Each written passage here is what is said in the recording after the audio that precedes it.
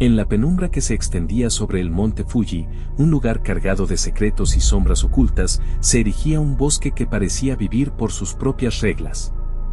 Aokigahara, el enigmático refugio donde convergían el misterio y el dolor, se mostraba como un escenario en el que el tiempo parecía haberse detenido. Allí, la maleza y los árboles retorcidos, cuyas ramas se entrelazaban en una danza silente, creaban un laberinto que invitaba tanto a la curiosidad como al temor más profundo. Una noche oscura y sin luna, cuando el silencio parecía romperse únicamente con el leve susurro del viento, Haruki, un investigador de leyendas prohibidas, se adentró en el bosque junto a un reducido grupo de aventureros. Su objetivo era descubrir la verdad oculta tras los relatos de espíritus y voces que se escuchaban en el umbral de la vida y la muerte. El sendero que recorrían estaba cubierto de hojas mojadas y cada paso resonaba con un eco que parecía invocar antiguas presencias. Mientras el grupo avanzaba, la niebla se espesaba de manera casi sobrenatural y la luz de sus linternas se desvanecía entre los troncos. En ese ambiente, las sombras parecían cobrar vida, dibujando figuras que se deslizaban sigilosamente por el suelo, como si fueran entidades vagamente reconocibles de épocas olvidadas. Haruki, con los ojos fijos en la penumbra, notaba que el aire estaba impregnado de un olor a tierra húmeda mezclado con una fragancia a flores silvestres marchitas, señal inequívoca de que algo trascendental habitaba en ese lugar. El grupo se detuvo frente a una antigua formación rocosa cubierta de musgo, donde unas inscripciones desgastadas por el paso del tiempo parecían contar historias de pactos secretos y rituales arcanos. Cada símbolo parecía emitir un susurro que hablaba de amores trágicos y promesas incumplidas, de almas en pena que buscaban redención en la inmensidad del bosque. En ese preciso instante, un escalofrío recorrió la espalda de Haruki, quien sintió la presencia de una energía que trascendía la mera melancolía humana. Decidido a adentrarse aún más en la maraña de secretos, Haruki se separó brevemente del grupo y siguió un sendero apenas visible. La espesura se convirtió en un escenario de fantasmas, árboles centenarios se alzaban como centinelas, proyectando sombras alargadas y retorcidas que se mezclaban con la niebla. Entre esos gigantes, parecía asomar una figura etérea, una silueta que desaparecía al ser observada de cerca, dejando tras de sí un eco de susurros ininteligibles que parecían recitar nombres olvidados por el tiempo. Mientras la noche se hacía más cerrada, Haruki decidió aventurarse solo unos metros hacia una zona donde la densidad del follaje era mayor. Quería comprobar si aquellos relatos tenían algún fundamento o si simplemente eran fruto de la imaginación exacerbada. Caminó con cautela, escuchando cada sonido, cada suspiro del viento. Fue entonces cuando encontró una pequeña cabaña de aspecto deteriorado, oculta entre los árboles. La estructura, de madera carcomida y cubierta de enredaderas, parecía haber sido abandonada hacía décadas. La puerta, apenas colgando de sus bisagras, se mecían con el viento, emitiendo un sonido que se mezclaba con el crujir de las ramas. Haruki se acercó y, con manos temblorosas, empujó la puerta. El interior estaba envuelto en una penumbra que parecía resistirse a ser iluminada por cualquier fuente de luz.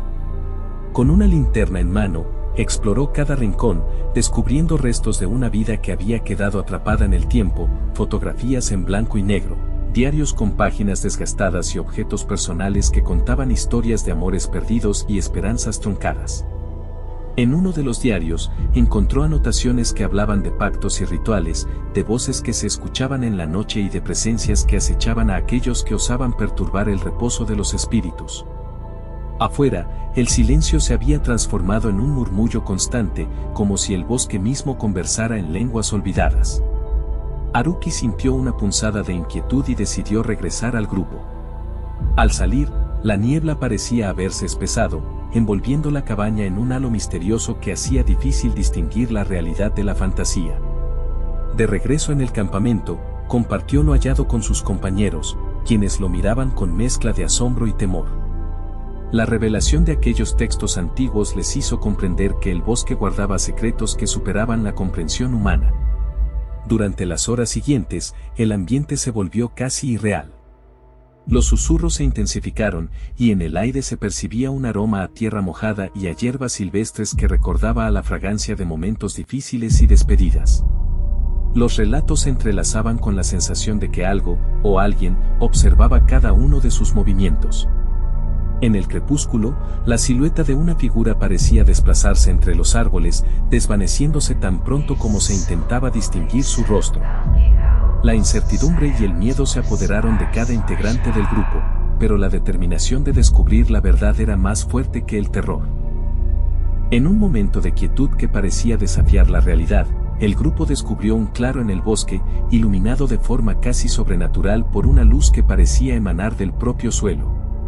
En ese lugar, los árboles se inclinaban como si quisieran contar una historia ancestral, y en el centro del claro, una formación de piedras dispuestas en círculo parecía haber sido utilizada en rituales olvidados.